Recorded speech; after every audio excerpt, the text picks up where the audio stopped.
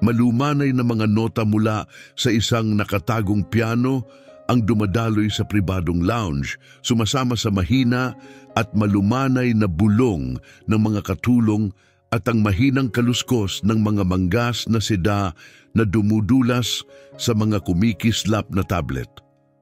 Sa malayong sulok, nakaupo ng mag-isa si Evelyn Fernandez. Hindi basta nakaupo lang, kundi parang inilagay doon, halos tulad ng isang eleganteng bagahe na naiwan.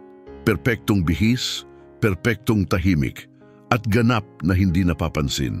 Nanginginig ang mga payat niyang daliri, pinalamutian ng isang manipis na singsing na kulay rosas ginto nang abutin niya ang marikit na porcelain na tasa ng kape sa harap niya. Kumalampag ang tasa sa ilalim ng plato nito. Walang tumingin sa kanya, walang kumilos upang tumulong. Nagpapatuloy ang buhay sa paligid niya, ngunit hindi patungo sa kanya. Kinamumuhian niya kung gaano siya nagiging bukas sa mata ng iba, ngunit gaano rin siya naging di nakikita. Sa kabilang dako ng lounge, malapit sa isang simpleng vending area para sa mga empleyado at mga naantalang pasahero, nakaluhod si Armando Diaz tabi ng kanyang anak na si Isabela, inaayos ang maluwag na strap ng maliit nitong pink na backpack. Taglay niya ang tahimik na pagod ng isang taong nagtatrabaho gamit ang kanyang mga kamay. Nakarola pang mga manggas ng kanyang damit, magaspang ang mga palad at mahigpit ang mga balikat mula sa trabaho. Hindi siya tipo ng lalaki na madaling maghalo sa mundong ito ng marmol na sahig at designer na bagahe. Ngunit hindi iyon ang iniisip niya. Kanselado ang kanyang flight, kaya siya at si Isabela ay naghihintay, umaasang makakakuha ng standby seats sa susunod na flight. Lumapit si Isabela at bumulong, "Daddy, bakit nag-iisa ang babae na iyon?" Tiningnan ni Armando ang kanyang tinitingnan. Ang babae sa wheelchair ay hindi mukhang marupok. Sa katunayan, naglalabas siya ng tahimik na lakas na nagpapahiwatig na pagod na siya sa palaging paghingi ng tulong. Nakasuot siya ng blouse na kulay champagne, maayos na nakatupi sa beige na pantalon, at ang kanyang maitim na buhok ay nakapin sa mababang buhol. Nakapatong sa tabi niya ang isang leather tote na hindi man lang nagalaw.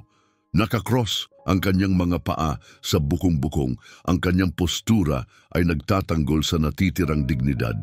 Muling nanginig ang tasa ng kape sa kanyang kamay. Napikit ang mga mata ni Armando, hindi dahil sa awa, kundi dahil sa pag-unawa. Walang katulong na nakapaligid sa kanya, walang pamilya sa paligid, at walang init mula sa mga taong dumaraan na parang bahagi siya ng mga salamin. Dahan-dahan siyang tumayo, hinaplos ang mga palad sa kanyang maong. "Babalik lang ako," sabi niya kay Isabela ng banayad. Tinawid ang marmol na sahig ng walang pagmamadali, hindi parang tagapagsagip, kundi parang isang taong nakakita lamang ng kapwa-tao. Napansin ni Evelyn ang kanyang mga bota muna, luma, hindi pinapakinis tunay bago siya tumingala. Nagtagpo ang kanilang mga mata at siya ay naninikip.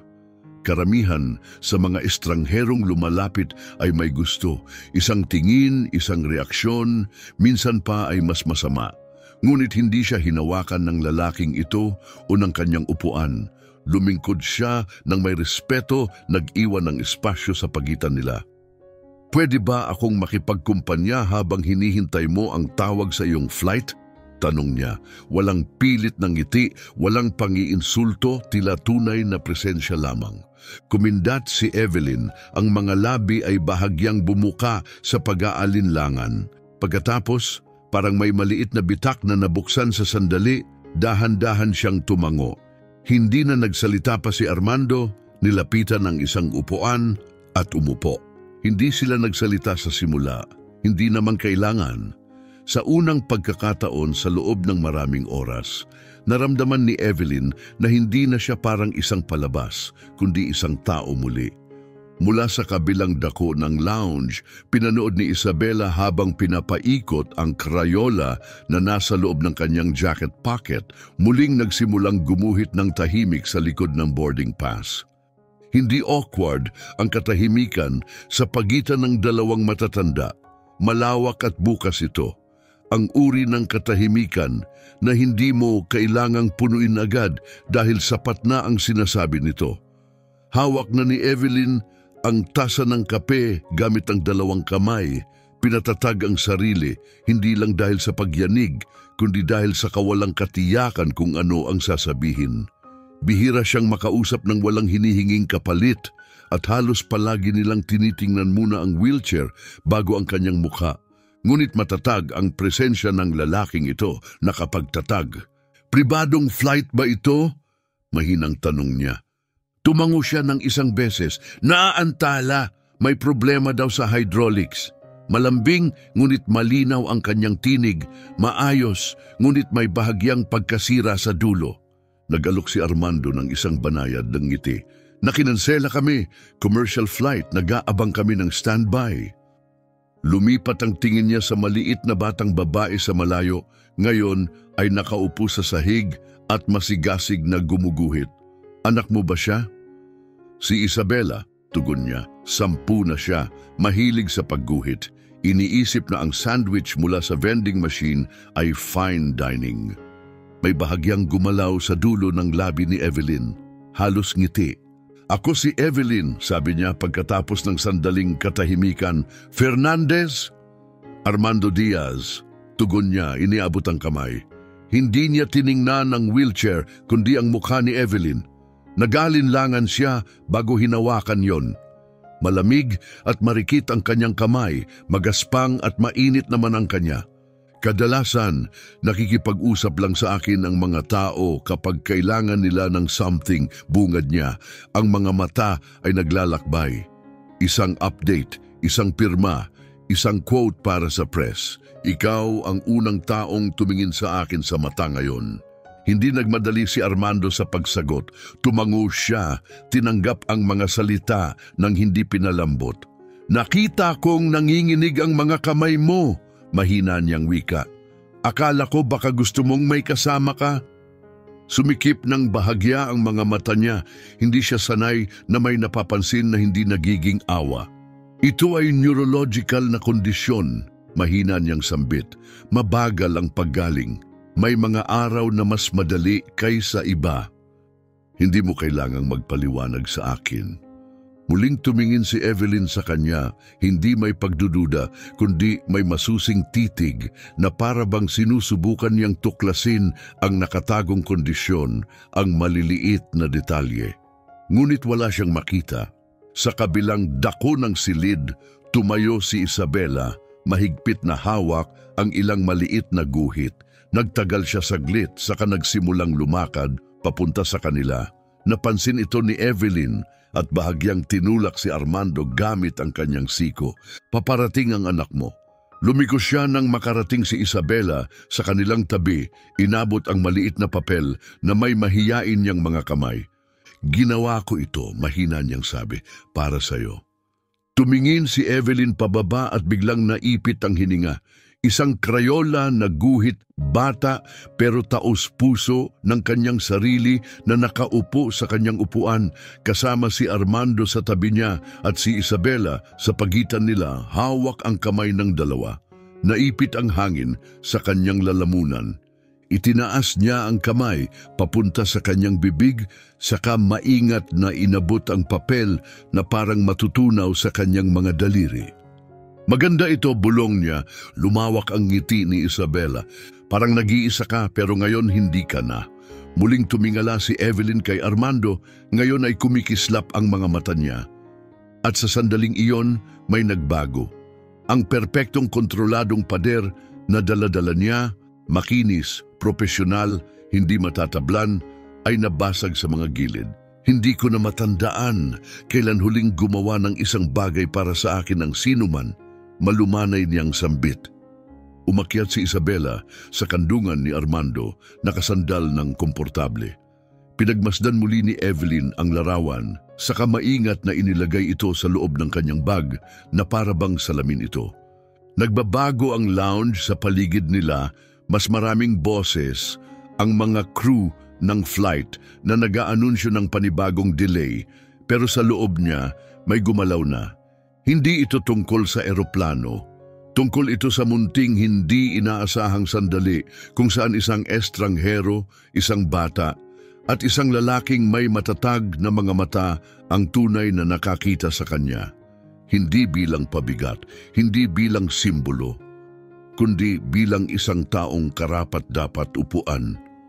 Nagsimulang bumagsak ang ulan sa malalawak na bintana, unang malambing na patak sa katuloy-tuloy, isang tunog na nagpapatahimik sa mundo. Pinanood ito ni Evelyn, bahagyang nakataas ang baba, hinahaplos ang nakaumbok na tekstura ng guhit ni Isabela na para bang isang pampaswerte. Nananatili si Armando sa tabi niya, tahimik at tiyak na parang ito ang pinakanatural na lugar na pwedeng kinaroroonan sa buong paliparan.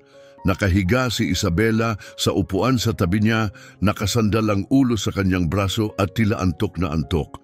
Tumingin si Evelyn sa batang babae, saka muli kay Armando.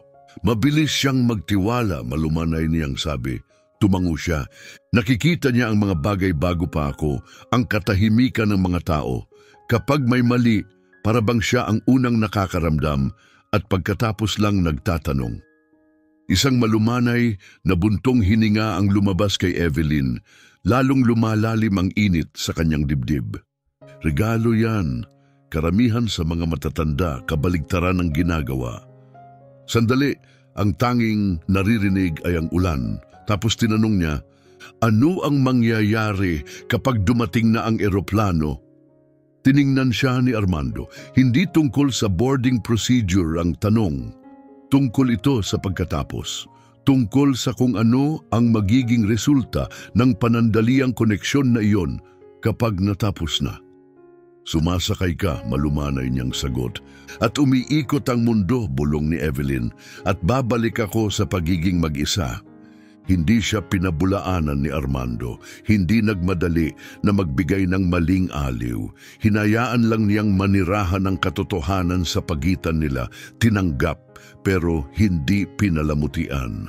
Akala ko dati dahil lang sa upuan, sabi niya pagkatapos ng sandali, naiiwasan ako ng mga tao, dahil hindi nila alam kung paano makipag-usap sa akin. Pero ngayon, iniisip ko na dahil inaakala nilang may nag-aalaga na sa akin, tiningnan niya siya, mali sila. Makinis ang mga salita pero mabigat ang dating. Bahagyang yumuko si Armando, pababa ang boses. Hindi mo kailangang ipaliwanag ang buhay mo sa akin, Evelyn. Hindi dito. Hindi sa lugar na ito na puno ng ingay at pagkaantala. Ngumiti siya ng bahagya, tunay. Pero gusto ko. Kaya sinabi niya tungkol sa pagkakahiwalay na hindi dahil sa kondisyon niya, kundi dahil sa inaasahan. Kung paano kailangan niyang panatilihin ang imahe ng katahimikan at kariktan kahit na matapos ang aksidente na nagbago sa kanyang katawan at buhay. Tungkol sa kung paano lalong lumalaki ang bigat ng katahimikan sa tuwing lumilingon ng mga tao. Hinanap ko na ang kabaitan, sabi niya. Mas madali yun. Halos isang bulong ang sagot niya. Hanggang ngayon, nakita ng kanilang mga mata ang isa't isa. Oh, hininga niya. Hanggang ngayon, hindi nila narinig ang anunsyo sa itaas. Wala silang pakialam na lumipas na ang isa pang oras. May dumating, hindi eroplano, kundi tahimik. Matatag na pakiramdam na matagal na nilang hindi naramdaman. Pag-asa, hindi malakas o palabas, ngunit naroroon. Kumilos si Isabela sa tabi nila, pinupunasan ang kanyang mga mata. Sa tingin ko, pinagaan ng drawing ko ang pakiramdam niya, malumanay niyang sabi. Nagyelo ang ngiti ni Evelyn habang tinitingnan si Isabela. Nagawa talaga nitong mapabuti ang pakiramdam ko, anak, malumanay niyang sabi. Talagang ganoon. Mula sa kabilang dulo ng lounge, isang staff na nakasuot ng malinis na uniforme ang lumapit, may hawak na clipboard. Miss Fernandez, tanong niya, handa na ang iyong jet para sa boarding. Dahan-dahang huminga si Evelyn, naramdaman ang realidad na tila tali na umiigting sa kanyang mga balikat. Lumingon siya kay Armando. Siguro dito na tayo magpaalam. Tumayo siya kasama niya, hindi matigas o formal, kundi parang kaibigang nakakaunawa sa bigat ng pamamaalam. Mag-ingat ka sa biyahe, malumanay niyang wika. Mahigpit na hinawakan ni Evelyn ang mga gulong ng kanyang upuan, handa nang umikot papunta sa gate. Ngunit huminto siya na ikinagulat niya mismo. Pwede mo ba akong samahan doon? Hindi nagatubili si Armando. Siyempre. At sa unang pagkakataon sa araw na iyon, gumalaw si Evelyn pasulong, kasama si Armando sa tabi niya, hindi bilang mga estranghero, kundi bilang isang bagay na bago. Isang bagay na nagsisimula pa lamang. Tahimik ang koridor patungo sa pribadong gate, bawat hakbang ay may tunog na parang mabagal na countdown. Sa likod ng salaming pader, kumikislap ang kanyang jet sa ilalim ng malambing na pag-ulan. Nakababa na ang hagdan, bukas ang pinto. Ngunit hindi siya agad tumungo rito. Nakatayo sila ni Armando sa pasukan lang. Mahigpit na hawak ni Isabela ang kamay ng kanyang ama gamit ang isang kamay, habang hawak naman ang kanyang gamit pang sining sa kabila, at tinitingnan ang eroplano at si Evelyn. Hindi pa ako handang magpaalam, lihim niyang inamin. Ang boses ay halos naiipit sa tunog ng ulan. Lumiko si Armando patungo sa kanya. Nagulat, ngunit hindi sa mga salita, kundi sa lalim ng kanyang naramdaman na ganoon din. Hindi kailangang habang buhay yan, mahinang sabi niya. Napailing siyang maikli. Ganyan ang sabi ng mga tao bago sila mawala. Nagyelo ang katahimikan sa pagitan nila, hindi walang laman, kundi puno ng lahat ng hindi nasabi na ayaw pa nilang banggitin. Hindi ako magaling dito. Sa wakas inamin ni Armando, sa pagpapasok ng mga tao. Lumambot ang mukha ni Evelyn. Bakit ka pa dumating? Tumingin siya sa kanyang anak. Dahil tinanong ni Isabela kung bakit ka nakaupo mag-isa, at nang tumingin ako, sa isang sandali, nakita ko ang sarili ko. Bahagyang nakaangat ang kanyang noo. Alam ko ang pakiramdam, sabi niya, na nasa gitna ka ng tao pero parang invisible ka. Naranasan ko yan. Ngayon ay nanginginig ang boses niya, at ngayon ikaw lang ang hindi ko maiwasang makita. Naramdaman ni Isabela ang pagbabago sa hangin. Lumapit siya at niyakap si Evelyn sa leeg. Nainip si Evelyn, ngunit sinuportahan ng yakap. Mahigpit niyang niyakap ang maliit na batang babae. Ayaw ko rin sanang umalis ka pa, bulong ni Isabela. May nabasag sa loob ni Evelyn, pero hindi ito nagpahina sa kanya. Tumingala siya kay Armando. Matatag ang boses. Ayaw ko ring umalis. Hindi ko lang alam kung paano hindi umalis. Lumingkod si Armando. Muling inilapit ang mga mata sa kanya, gaya noong una silang nagtagpo. Sabi mo tumigil ka nang umaasa sa kabaitan, paalala niya. Marahil dito ka magsisimulang muli. Nagtagal ang kanilang pagtitig. Pagkatapos, ginawa ni Evelyn ang isang bagay na hindi niya nagawa sa loob ng maraming buwan. Yumuko siya, hinawakan ang mga gulong, at siya mismo ang umikot. Maliit na galaw pero kanya. Tumayo si Armando, tumingin sa boarding desk kung saan naghihintay pa rin ang attendant, may hawak na clipboard. Mayroon bang, simula ni Evelyn ng mahina, pwedeng pag-inuman ng kape bago ako sumakay?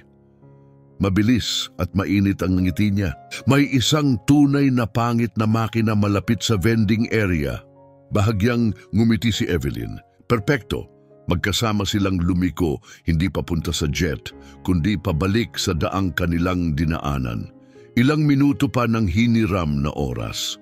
Habang naglalakad, hinawakan ni Armando ng magaan ang hawakan ng kanyang upuan, hindi para gabayan, kundi para lang makasabay. At hindi siya pinigilan ni Evelyn. Ang vending alcove ay nasa labas lang ng VIP lounge, nakatago sa isang tahimik na bahagi kung saan ang makinis na marmol ay napapalitan ng simpleng tile.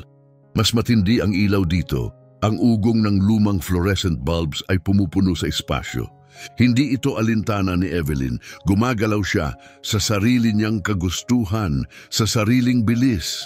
Mabagal, Hindi matatag ang mga braso niya at bumalik ang panginginig ng higit sa 1 beses. Pero bawat pag-abante ay kanya, walang nurse, walang katulong, walang nagtutulak. At buong lakad kasama niya si Armando, matatag na parang anino, hinahawakan lang ang upuan kapag bahagyang tumutulo, hindi nagmamadali. Maaga nang nauuna si Isabela, umaawit ng walang direksyong tugtugin. Ang pink na backpack niya ay tumatalbog sa bawat hakbang. Sa tabi ng coffee machine, napabuntong hininga si Evelyn na halos hindi makapaniwala sa sarili at napatawa.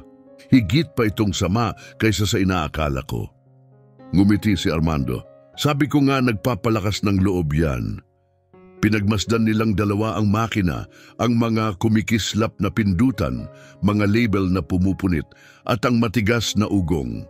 Sa wakas, pinindot ni Armando ang espresso button at 2 maliit na papel na tasa ang bumagsak sa lugar nila.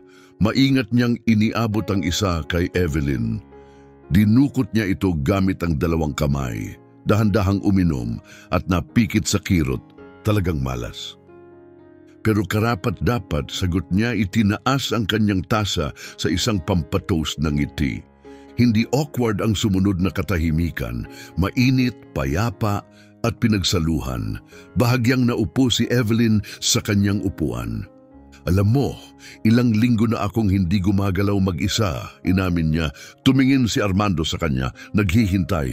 Hindi kahit sa kabilang dako ng silid, dagdag niya. Laging may kasama ang mga staff ng ama ko, ang therapist ko, ang house manager. Laging tumutulong. Pero sa isang banda, hindi ko pa kailanman naramdaman na mas nakakulong ako. Tumungo ang kanyang mga mata sa kanyang kandungan. Hanggang ngayong araw, hindi nagmadali si Armando na palakasin siya. Hindi niya kailangan. Nagsimula na siyang magbago, muling sinasakop ang isang bahagi ng sarili. Nalimutan ko na kung ano ang pakiramdam ng pagpapasya kung saan ako pupunta, bulong niya. Malapit na naupo si Isabela sa sahig, kumalat ang mga krayola, abala sa panibagong pagguhit. Nakasandal si Armando sa pader, umiinom ng mapait na kape. Naalala mo na? Tumingin si Evelyn sa kanya, halos bulong ang kanyang boses. Baliw ba kung hindi ako sumakay sa eroplano? Kumikindat siya hindi sa pagkagulat kundi sa pag-asa. Siguro nga, sabi niya, pero karamihan ng pinakamagagandang bagay sa buhay, ganyan nagsisimula. Ngiti ni Evelyn, hindi na nag-aatubili, nagpasaya ng buong mukha niya. Biglang tumunog ang kanyang telepono. Ang pangalan sa screen, Dad, priority line. Napawi ang kanyang ngiti. Nakahang ang kanyang hinlalaki sa accept button. Ano ang takot mong sasabihin niya? Tanong ni Armando ng malumanay. Wala, sagot niya pagkatapos ng sandali. Iyan ang problema. Hindi siya magsisigaw, hindi siya magtatanong. Aakalain niyang nakasakay na ako sa jet. Ginagawa ang palaging ginagawa ko. At kung hindi, tiningnan ni Evelyn siya. Ang paraan ng pagtitig ni Armando, matatag, hindi nagmamadali. Nagbigay sa kanya ng isang bagay na matagal niyang hindi naramdaman. Pahintulot. Pahintulot na pumili ng sarili niyang katapusan. Gusto kong makita kung saan dadalhin ang kape na ito, bulong niya. Inikot ni Armando ang tasa niya patungo sa kanya. Kaya huwag mong palampasin ang pagkakataon. Pinatay niya ang tawag. Nanginig ang kanyang mga kamay, ngunit hindi dahil sa panginginig. Ito ay tapang. Ang uri ng tapang na parang pumupuno ng desisyon. Halos tapos na si Isabela sa bagong drawing niya. 3 tao muli, si Evelyn, si Armando at si Isabela, ngunit ngayon ay nakatayo sila sa labas. Bumabagsak ang ulan sa paligid nila, tumatawa. At si Evelyn, nakatayo ng mag-isa. Sa labas, humina ang ulan at naging hamog, dumadaloy sa mataas na mga bintana. Naghihintay pa rin ang pribadong jet sa tarmac, nakababa ang hagdan, umaandar ang mga makina. Pero hindi patungo rito si Evelyn Fernandez. Upo siya sa maliit na mesa malapit sa vending machine, umiinom ng mapait na kape na parang pinakamasarap na timpla sa mundo. Sa kabilang tabi niya ay nakaupo si Armando Diaz, Nakatawid ang mga braso, nakatuon ang tingin sa kanya nang walang inaasahan. Natulog si Isabela sa upuan sa tabi niya, nakasandal ang ulo sa jacket ng ama, mahigpit na hawak ang kanyang mga guhit. Minsan-minsan tumingin si Evelyn sa telepono. Hindi dahil inaasahan niyang tatawag ito, kundi dahil hindi ito tumunog. Hindi siya tinawagan ng ama niya pabalik. Siguro sumuko na siya. O baka hindi niya napansin na hindi siya sumakay. Hindi ko alam kung saan ako pupunta, bigla niyang sabi. Kung mananatili ako dito, kung hindi ako sasakay sa jet na yon, wala akong plano. Walang schedule, walang naghihintay. Kalma ang tinig ni Armando, hindi iyong kapareho ng pagiging nawawala. Lumambot ang mga mata niya at tumango siya. Sa unang pagkakataon sa maraming buwan, baka taon, nararamdaman niya ang isang bagay na malapit sa pag-aari. Hindi kontrol, kundi pag-aangkin ng sariling oras at mga pagpili. Sa katahimikan, nagtanong siya, pwede ba kitang ipakita ng isang bagay? Tumango siya. Kinuha niya mula sa kanyang bag ang makapal leather-bound na folder, makintab, mabigat at halatang pangkorporasyon. Inilapag niya ito sa ibabaw ng mesa. Plano ng aking ama para sa akin, sabi niya, mga press release, pampublikong paglabas, mga estratehikong pakikipagpartner. Bawat oras ng kanyang buhay ay nakaayos sa folder na iyon, maayos na nakatyped na mga schedule, mga kolum ng mga obligasyon, mga listahan at checklist na walang puwang para huminga. Binuksan ito ni Armando, tiningnan ang ilang pahina. Mga hanay ng tungkulin ang tumitig pabalik sa kanya. Mga pulong, paglabas, pakikipagsosyo, bawat isa ay naka-schedule ng tumpak. Pagkatapos, kinuha ni Evelyn mula sa kanyang pitaka ang isang panulat at walang pag-aatubili, ginuhit ang isang mahaba, matatag na linya diretso sa gitna ng bawat pahina. Hindi na ako babalik, sabi niya. Tiningnan siya ni Armando, hindi sa gulat kundi may tahimik na pagmamalaki. Isinara niya ang folder, pinagtagpi-tagpi ang kanyang mga kamay sa ibabaw nito ng sandali, pagkatapos ay inilapag ito sa gilid na para bang inilalagay niya ang isang lumang buhay na ayaw na niyang dalhin. Hindi ko alam kung ano ang susunod, pero gusto kong malaman. Kasama ang mga taong hindi inaasahan na maging iba ako kundi ang aking sarili. Nakatitig pa rin siya sa kanya. Kung ganon, nasa tamang kumpanya ka. Ginising si Isabela, ang boses niya ay mabigat pa sa antok. Nawala ba siya sa flight niya? Yumuko si Evelyn nang bahagya, mahinahong tinanggal ang isang maluwag na hibla ng buhok sa noo ng bata. Hindi, anak, mahinang sabi niya. Nagpalit lang ako ng destinasyon. Ngumiti si Isabela at kinuha ang krayola mula sa kanyang bag para sa bagong papel. Gagawa ako ng bagong larawan para sa iyo. Sa labas, nagsara ang pinto ng jet at inalis ang hagdan. Pinanood ito ni Evelyn na hindi may pagsisisi, kundi may kakaibang pakiramdam ng kalayaan at ginhawa. Sa itaas ng mga ulap, ang iba pang mga eroplano ay nagliliparan sa kalangitan. Nagmamadaling sumabay sa oras. Pero dito, sa nakalimutang katahimikan ng isang sulok ng paliparan, isang babae ang unang tunay na lumakad sa loob ng maraming buwan, hindi gamit ang kanyang mga paa, kundi gamit ang kanyang puso. Inabot ni Armando ang kanyang kamay sa ibabaw ng maliit na mesa at nilapat ito sa kamay ni Evelyn.